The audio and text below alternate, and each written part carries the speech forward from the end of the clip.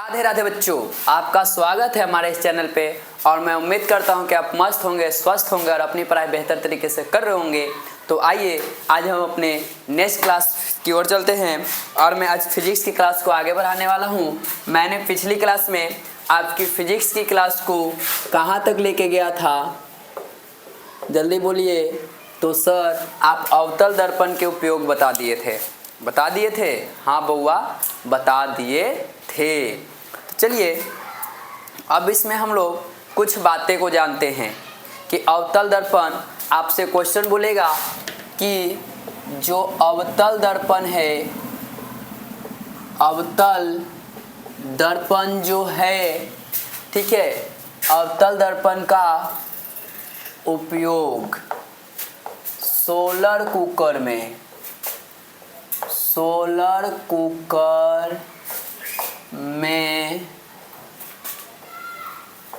क्यों किया जाता है,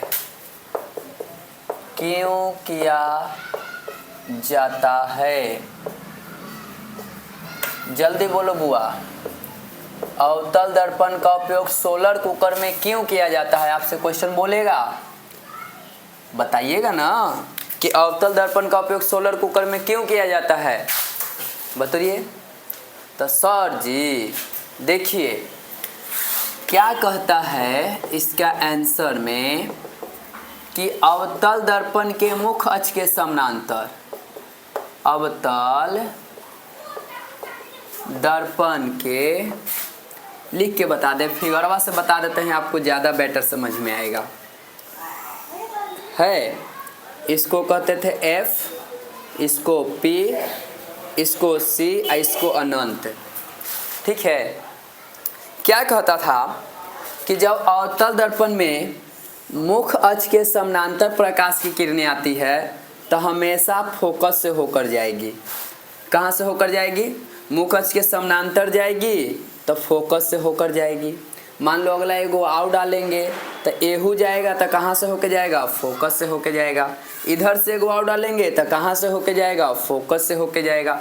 मान लो आप प्रकाश की किरण मुख्य अक्ष के समानांतर भेजे, कहाँ से होके जाएगा? फोकस से होके जाएगा। उसी प्रकार यहाँ से एगो आउ डाले तो कहाँ से होके जाएगा? तो फोकस।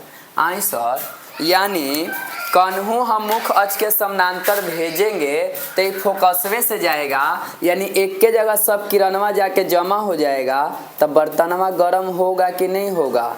हाँ सर, गर्म हो जाएगा। तो जब हो जाएगा तो ओकरा में खनवा बनना स्टार्ट होगा। हाँ सर, होगा। तो देखिए यही कारण है, बोलेंगे कि जब अवतल दर्पण के मुख्य अक्ष के समानांतर प्रकाश की किरण आती है तो वह एक ही बिंदु पर जाके, परावर्तन के बाद एक ही बिंदु पर जाके मिलती है, यानी फोकस पे जाके मिलती है। इसलिए अवतल दर्पण का उपयोग सोलर कुकर में किया जाता है। क्या बोलेंगे? गौर से सुनिएगा। क्या बोलेंगे कि जब अवतल दर्पण में मुख्य अक्ष के समानांतर, ठीक है, प्रकाश की किरण आती है तो परावर्तन के बाद एक ही बिंदु पर जाकर मिलती है। इसलिए अवतल दर्पण का उपयोग सोलर कुकर में किया जाता है। क्लियर? जी सर, क्लियर। कोनो दिक्कत नहीं? तो कोनो दिक्कत नहीं तो चलिए, तो अब एक क्वेश्चन आप पूछेगा कि अवतल दर्पण का उपयोग हजामती दर्पण में काहेला करल जाता है, ठीक है। आपसे बोलेगा अवतल दर्पण का उपयोग हजामती दर्पण में, हजामती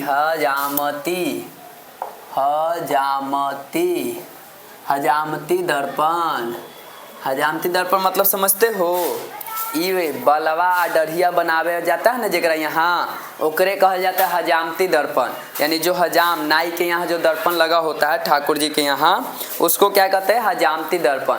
तो देखो क्या कहता है इसमें, क्या कहेंगे कि जो यह अवतल दर्पण है, ठीक है, इसको जब हम क्या करते हैं अवतल दर्पण में P और F के बीच जब वस्तु रखते हैं, इसके बीच वस्तु रखते थे तो यह प्रतिबिंब कहाँ बनता था बुआ?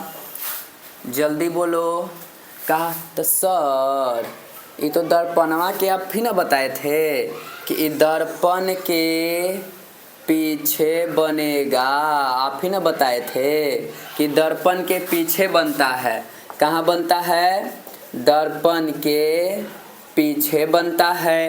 कैसा बनता है सर? तो वस्तु से बड़ा बनता है। वस्तु से बड़ा बनता है सर। कैसा बनता है सर? तो सीधा बनता है सर। और कैसा बनता है? तो काल्पनिक बनता है सर।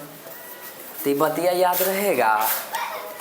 बताए थे कि जब वस्तु को फोकस और वक्ता केंद्र के बीच रखते हैं तब प्रतिबिंब दर्पण के पीछे काल्पनिक का सीधा बनता है, वस्तु से बड़ा बनता है। तो हजामत ही जाओगे बाल दाढ़ी बनावे तो ओकरा पूरा दिखना चाहिए ना बउआ, कि ई कन्हू छोटा कन्हू बड़ा तो ना रह गया, तो बड़ा बड़ा दिखेगा तो ना पता चलेगा। तो देखो इसीलिए करता है। तो कहता है कि अवतल दर्पण में क्या बोलेंगे कि अवतल दर्पण में जब वस्तु को फोकस और ध्रुव के बीच रखा जाता है तो उसका प्रतिबिंब काल्पनिक, सीधा एवं वस्तु से बड़ा बनता है। इसलिए हजामती दर्पण में अवतल दर्पण का उपयोग किया जाता है। क्या बोलेंगे बुआ? फिर से क्या बोलेंगे? फिर से देखो क्या बोलेंगे कि अवतल दर्पण में जब वस्तु को फोकस और ध्रुव के बीच रखा जाता है, फोकस और ध्रुव के बीच रखा जाता है तो यह जो आपका प्रतिबिंब है वह काल्पनिक, सीधा एवं वस्तु से बड़ा बनता है। इसलिए हजामती दर्पण में अवतल दर्पण का उपयोग किया जाता है। क्लियर? हाँ सर एकदम क्लियर, कोई टेंशन वाली बात नहीं। अब बाकी तो हम बोले दिए हैं कि नोट्सवा कहाँ मिलेगा? टेलीग्राम चैनल पे। तो जल्दी जल्दी से लाइक सब्सक्राइब करते रहो, अपन दोस्तवानों लोग के भेजते रहो, ठीक है? चलो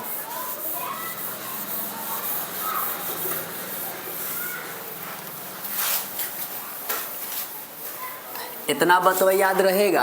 हाँ सर याद तो एकदम रहेगा, पूरा पूरा याद रहेगा। चलिए तो अब देखिए आगे। अरे यार इससे होगा बुआ, बोलो जल्दी। देखो क्या कहेंगे हम लोग, यहाँ पर ध्यान दीजिएगा। अब हम लोग पढ़ेंगे उत्तल दर्पण। उत्तल दर्पण। तो उत्तल दर्पण तो हम पिछला बार बताए थे ई होता है बुआ गोलीय दर्पण, ठीक है? एगो रखते हैं बाहर वाला भाग और एगो के रखते हैं अंदर वाला भाग, बताए थे ना आपको। अब बीचवा में से इसे काट देते हैं। जेकर परावर्तक सतह धंसा हुआ रहे, जिसका परावर्तक सतह धंसा रहे ओकरा अवतल, आ जेकर परावर्तक सतह बउआ क्या रहे? जल्दी बोलो। जेकर परावर्तक सतह क्या रहे? बोलबे नहीं करता है। जेकर परावर्तक सतह उठा रहे, उठा बोले या उभरा बोले, उभरा बोले या उठा, दोनों के बाद क्या है? सेम। तो जिसका परावर्तक सतह उठा रहता है यानी जेकरा में हमार सकलवा लौके ना, यानी जो हमारा फेस लौके, यानी जेकरा में हम अपन सकलवा देख के सुधार सकते हैं, हम अपन फेस देख के सुधार सकते हैं, वो वाला उठल रहना चाहिए, बाहरे माहे निकलल रहना चाहिए, ठीक है? तो वो कहलाएगा उत्तल। देखो उ से उत्तल आ उ से उठल, सीधे याद रखना, उ से उत्तल आ उ से उठल, उ से उत्तल उ से उठल, यानी उठल रहेगा तो उत्तल। सिंपल से याद रखना है, उठल रहेगा तो उत्तल। अब देखो यहाँ से एक कॉन्सेप्ट हम लोग आओ समझते हैं, ठीक है? देखिए आप देखिए यहाँ पे एक कॉन्सेप्ट आपको आओ समझाते हैं, ठीक है? ये तो हो गया आपका उत्तल दर्पण, ठीक है? ये कॉन्सेप्ट समझने से पहले एक विशेषता देख लेते हैं। चलिए ओकर बाद कॉन्सेप्ट बताते हैं। तो आपको याद रहेगा ना उत्तल दर्पण वैसा दर्पण जिसका परावर्तक सतह, कौन सतह? परावर्तक सतह क्या रहे बुआ? उठा हुआ रहता है, उसे उत्तल दर्पण कहते हैं। उसे क्या कहते हैं? उत्तल दर्पण कहते हैं। क्लियर रहेगा? हाँ सर जी क्लियर रहेगा। चलिए अब आगे देखते हैं हम लोग, ठीक है? अब इसकी विशेषता देखते हैं। उत्तल दर्पण की विशेषताएं, ठीक है। उत्तल दर्पण की क्या हम लोग देखेंगे? विशेषताएं देखेंगे, ठीक है। देखिए इसका पहला विशेषता निम्नलिखित बोल सकते हैं कि उत्तल दर्पण की विशेषताएं क्या है बाबू? निम्नलिखित है। क्या हम लोग बोलेंगे? उत्तल दर्पण की विशेषताएं निम्नलिखित है, ठीक है। तो निम्नलिखित है तो कोची कोची है? तो सबसे पहले याद रखना, इसका जो फोकस दूरी होता है, वो धनात्मक होता है। कैसा होता है बुआ? धनात्मक होता है। इसका फोकस दूरी धनात्मक होता है। इसमें वस्तु का प्रतिबिंब काल्पनिक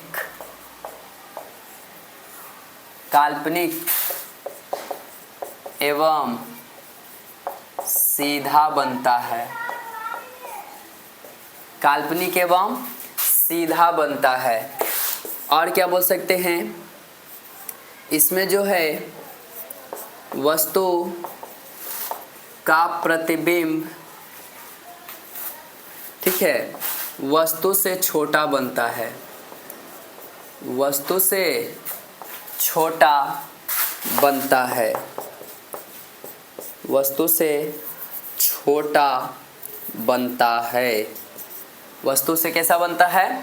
छोटा बनता है। याद रहेगा? जल्दी से स्क्रीनशॉट लीजिए, जल्दी से स्क्रीनशॉट लीजिए।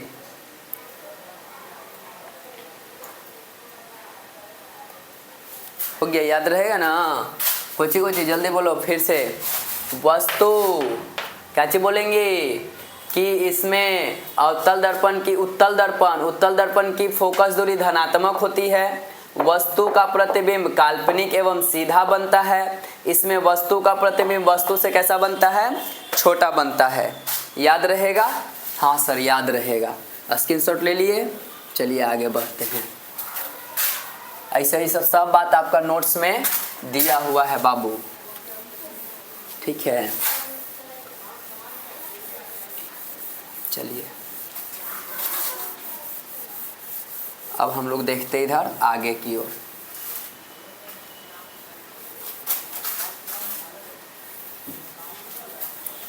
चलिए देखिए आगे की ओर क्या देखेंगे। अब अवतल दर्पण में बने प्रतिबिंब की स्थिति को दिखाएंगे। अवतल दर्पण में बना प्रतिबिंब के बारे में पढ़े, यानी कहाँ अवतल दर्पण में प्रतिबिंब बनेगा इसके बारे में। तो इसको जानने से पहले एक कॉन्सेप्ट जानते हैं हम लोग, ठीक है। अब देखो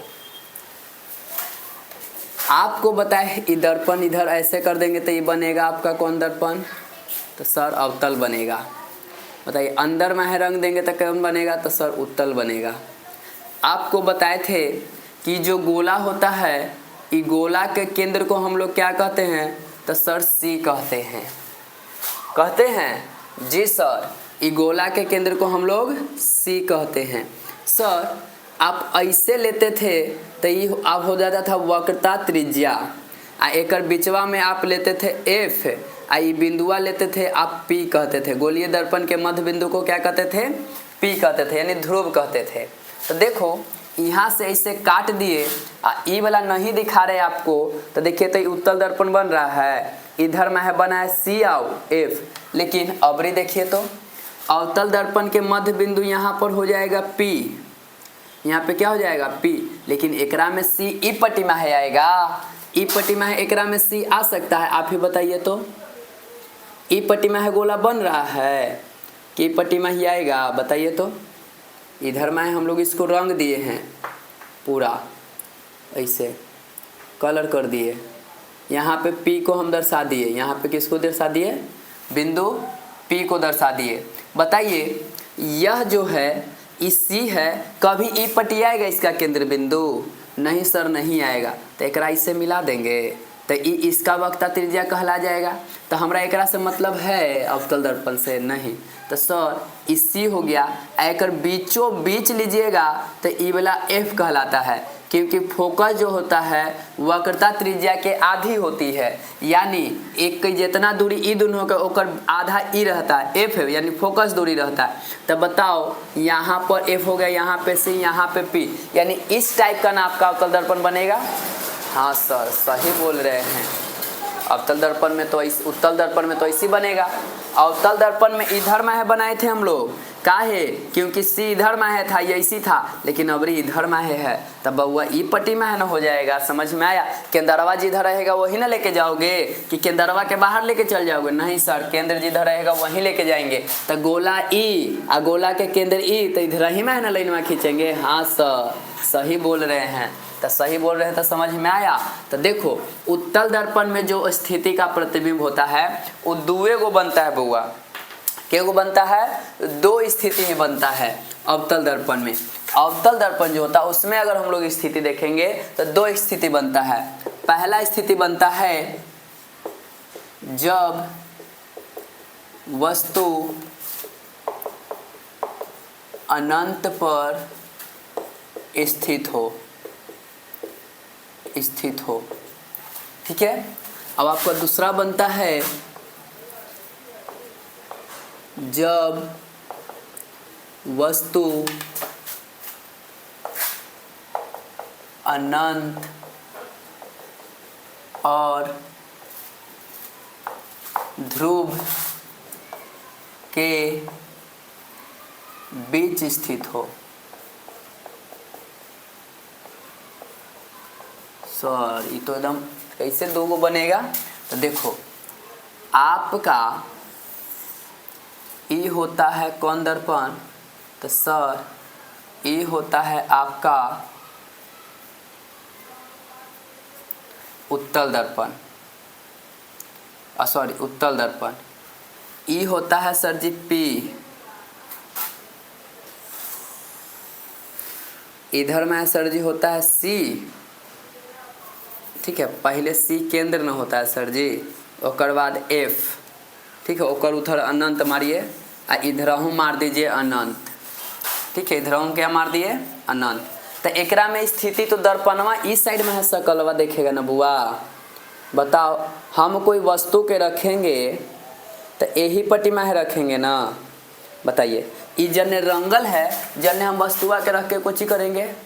आ सर फेसवा न देखी थे दर्पणवा में देखी था, अरे बकलवा ई जन्ने में है, ई रंगल है, तो हेन्ने में है देखबै तो हमार सकलिया लौकतै कि कैसन है, हमारा फेस दिखेगा कि कैसन है? नहीं दिखेगा सर। लेकिन इधर में है देखेंगे तो फेस दिखेगा, क्योंकि ये वाला भाग इसका रंगा हुआ नहीं है, तो इधर में है दिखेगा। लेकिन इधर में है, हम अभी कैमरवा के सामने है तो दिख रहे, कैमरवा के ऊपर ही चल जाए तो दिखेंगे हम कैमरवा में? देख तो दिख रहे हैं तोरा ना ना। तो जहाँ पे उसका जो लेंस रहेगा वहीं पे ना दिखेगा।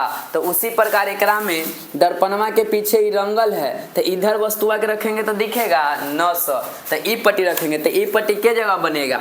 एगो तो बनेगा अनंत पर रहेगा, एगो अनंत और वक्ता केंद्र के बीच कहीं पर भी स्थित रहेगा। अनंत और ध्रुव के बीच कहीं पर लिख दो, कहीं पर स्थित हो, कहीं पर स्थित हो, यानी ये दोनों के बीच में कहीं जो पर स्थित रह जाएगा।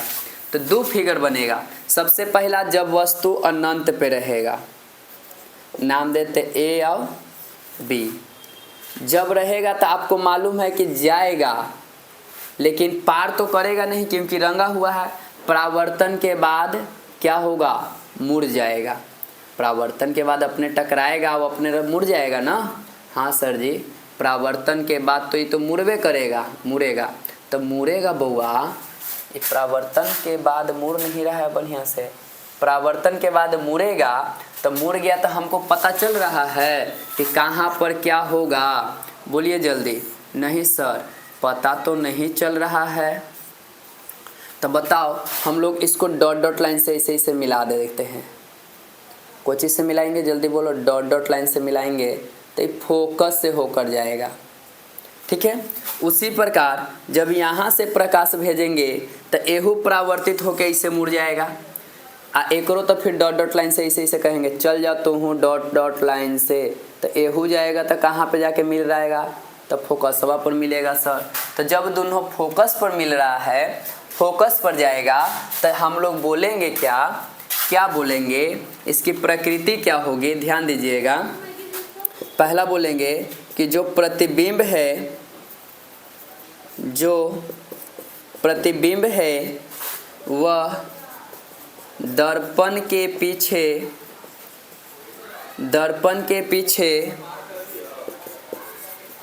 फोकस पर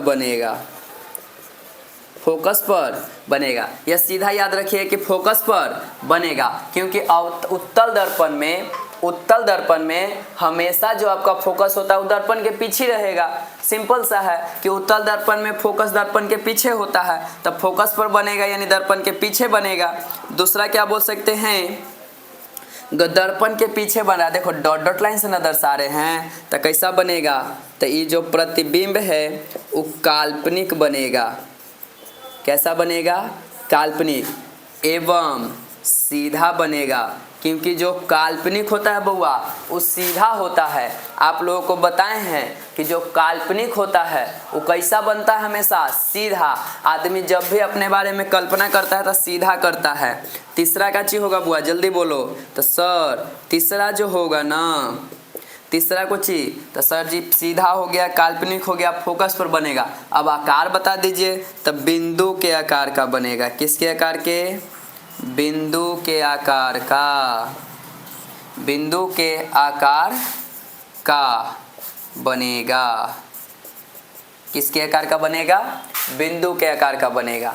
लेकिन जब यही वस्तु को हम लोग क्या करते हैं कि अवरी स्थिति बदल देते हैं, अवरी इसका स्थिति क्या करते हैं हम लोग, बदल देते हैं। ठीक है, इसको कलर कर देते हैं जल्दी जल्दी।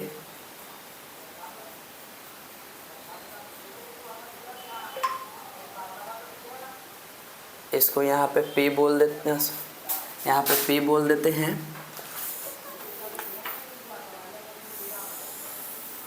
ठीक है, इसको हम F कहेंगे, इसके केंद्र को C कहेंगे, उधर अनंत हो जाएगा, इधर भी अनंत हो जाएगा। दूसरा क्या बोला है कि जब वस्तु को अनंत ध्रुव के बीच रखेंगे, तो अनंत ध्रुव के बीच रख देते हैं हम यहाँ पे। ठीक है, जब वस्तु को ऐसे भेजेंगे तो हाँ सर भेजिए ना, तो भेजेंगे और थोड़ा बड़ा ले लेते हैं वस्तु को। ठीक है, इसको दिखाते A हो गया B, ऐसे भेजेंगे तो परावर्तित होकर ऐसा चला जाएगा, परावर्तित होकर ऐसे क्या करेगा, चला जाएगा। तो जब परावर्तित होके जाएगा तो इसको डॉट डॉट लाइन से मिलाएंगे ना, तो ये हमेशा केकरा से होके जाएगा। तो सर जी ये तो आप बतेबे किए हैं कि जब मुख अक्ष के समानांतर जाएगा तो ये हमेशा फोकस से होके जाएगा। केकरा से होके जाएगा, फोकस से होकर जाएगा। ये तो एकदम आप बता दिए हैं। ठीक है, तो बता ही दिए हैं, तो अब बताओ जब इसको हम वक्रता केंद्र से भेजते हैं, अबरी कहाँ से जाएगा बउआ, तो अबरी भेज रहे हैं हम लोग कहाँ से, तो सर आप वक्रता केंद्र से भेज रहे हैं, क्योंकि डायरेक्ट तो लाइनवा जाएगा ना बउआ। अब देखो, अब थोड़ा सा स्केलवा ना है तो तनी मनी टेढ़ा हो गया, तो यहाँ से जो लाइनवा बनेगा ये तो सीधा जेबे करेगा, एक बाद ना डॉट डॉट लाइन से मिलेगा। तो देखो ये दोनों यहाँ पे मिल रहा है, यहाँ पे यानी यहाँ पे बन रहा है, तो बन रहा है A डैश और कौन dash, B dash. A dash B dash यानी प्रतिबिंब को दिखाते हैं। तो एकरा में क्या बन रहा है बुआ, तो एकरा में आपसे बोलेगा तो पहला नंबर क्या बोलेंगे कि जो प्रतिबिंब है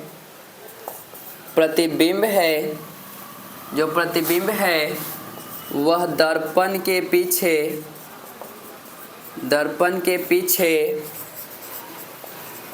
ध्रुव और कुछ के बीच बन रहा है, फोकस के बीच बनेगा। फोकस के बीच बनेगा। दूसरा क्या बोलेंगे, दूसरा सेम चीज़ बोलेंगे कि प्रतिबिंब काल्पनिक, काल्पनिक को कहीं कहीं आभासी लिख देगा बुआ, काची लिख देगा आभासी, तो अलग मत समझना। काल्पनिक एवं सीधा बनता है।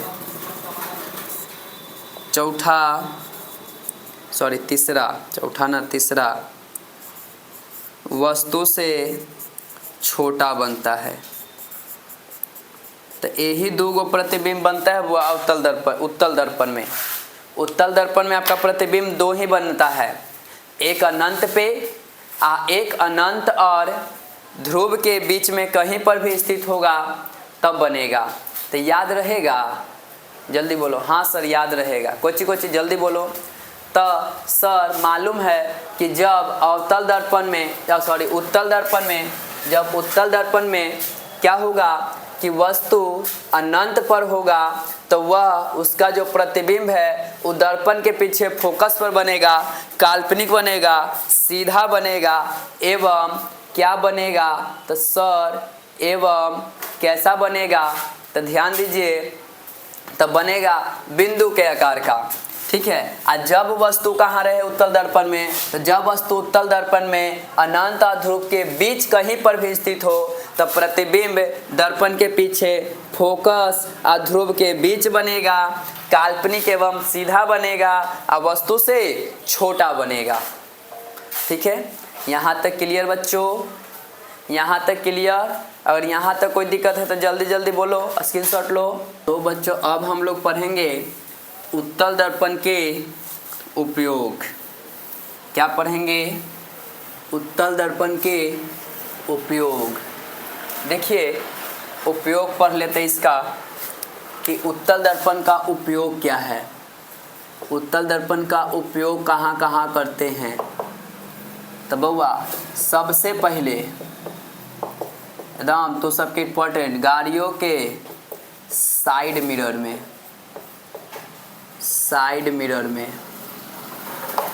गाड़ियों के साइड मिरर नहीं देखा है? कल बताए थे अवतल दर्पण में क्या बताए थे कि गाड़ियों के हेडलाइट यानी आगे वाला रहता है जो, लेकिन आज अलग बता रहे बुआ कोची में। तो गाड़ियों के साइड मिरर में याद रहेगा पहला। दूसरा गली उली देखा है? गली ठीक है, कोची बोलते हैं गलियों में लगे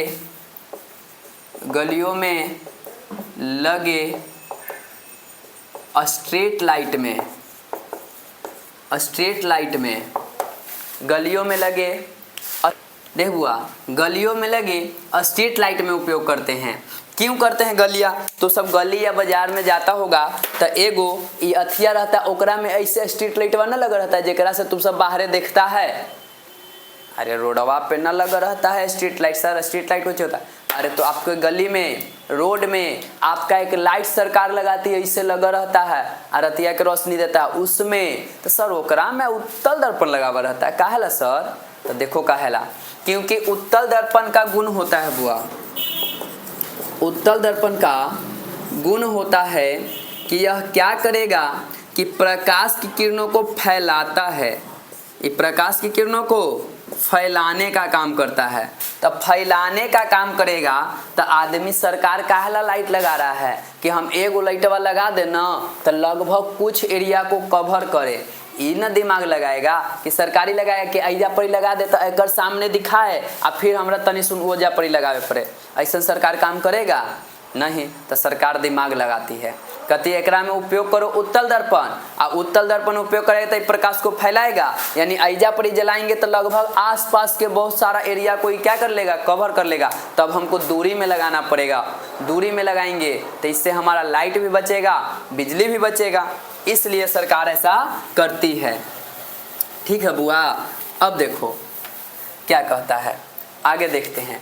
कहता है गाड़ियों के साइड मिरर में हो गया, गलियों के स्ट्रीट लाइट में हो गया। चलो धूप का चश्मा देखा है? धूप का चश्मा अब चश्मा चश्मा धूप का चश्मा नहीं देखा है, धूप के चश्मा में किसका उपयोग किया रहता है बुआ? तो धूप के चश्मा में भी आपका उपयोग किया हुआ रहता है, किसका? तो जल्दी बोलो, उत्तल दर्पण का। किसका बुआ? तो उत्तल दर्पण का। याद रहेगा? हाँ सर जी, याद काहे नहीं रहेगा? आप बताएंगे याद नहीं रहेगा, ऐसा हो सकता है? जल्दी बोलो। हाँ सर, एकदम सही बात बता रहे हैं। चौथा, मेट्रो स्टेशन गया है? मेट्रो स्टेशन, ठीक है, मेट्रो स्टेशन पर सुरक्षा के लिए, मेट्रो स्टेशन पर सुरक्षा के रूप में मेट्रो स्टेशन जाएगा ना तो ऐसे छुक छुक छुक करके आता है। ऐजा पर जब ड्राइवर आता है ना तो ड्राइवरवा के गेटवा के सामने जहाँ उत्तल दर्पण लगा रहता है, अब वो पीछे तक ओकरा में देख लेता है कि आदमी चढ़ा कि नहीं चढ़ा, गेट बंद होना चाहिए कि नहीं होना चाहिए, वो सब दर्पणवा में देखित रहता है। कारण कि उत्तल दर्पण में फिगर हमेशा छोटा बनता है, आज छोटा बनेगा तो दूर दूर तक एकदम बढ़िया से स्पष्ट दिखाई देगा कि ना देगा? हाँ सर जी, ये तो बतिया एकदम सही कहलूँ। तो समझ में आया एकर उपयोग कहाँ करेंगे?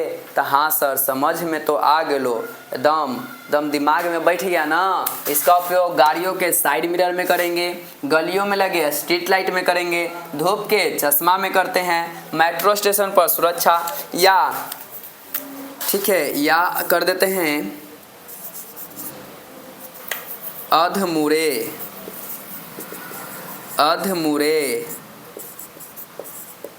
सड़कों पर, अधमुरे सड़कों पर। अधमुरे मतलब कहीं से आधा ऐसे गया, ऐसे रोड गया, ऐसे रोड गया और ऐसे होइल है, यानी कैसे देखो, ऐसे रोड है, ठीक है, ऐसे रोड जा रहा है, एकदम ऐसे रोड जा रहा है, एक बार ऐसे मुड़ जाए, ऐसे रोड जा रहा है एक बार, तो यहाँ पे इसका उपयोग किया रहता है कौन दर्पण? कौन दर्पण? उत्तल दर्पण, कि अगला आदमी के पता चल जाए कि उधर गाड़ी है कि नहीं है, इसके लिए उपयोग किया हुआ रहता है कौन दर्पण के? उत्तल दर्पण के। तो वही बोलता है अधमुरे सड़कों पर, पूरा नहीं मुड़े रहेगा, आधा मुड़ा रहता है, वहाँ पे भी हम लोग किसका उपयोग किया जाता है? उत्तल दर्पण का उपयोग किया जाता है। क्लियर? क्लियर सर, एकदम क्लियर। चलो तो आज के एक बार लास्ट क्वेश्चन आपको करवाते हैं, ठीक है, कोचिंग कराइएगा सर तो बता दीजिए। तो आपसे पूछेगा कि उत्तल दर्पण का उपयोग गाड़ियों में साइड मिरर के रूप में क्यों किया जाता है?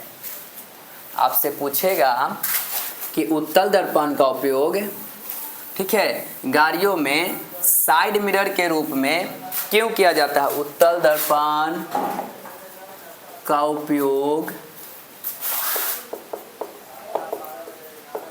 गाड़ियों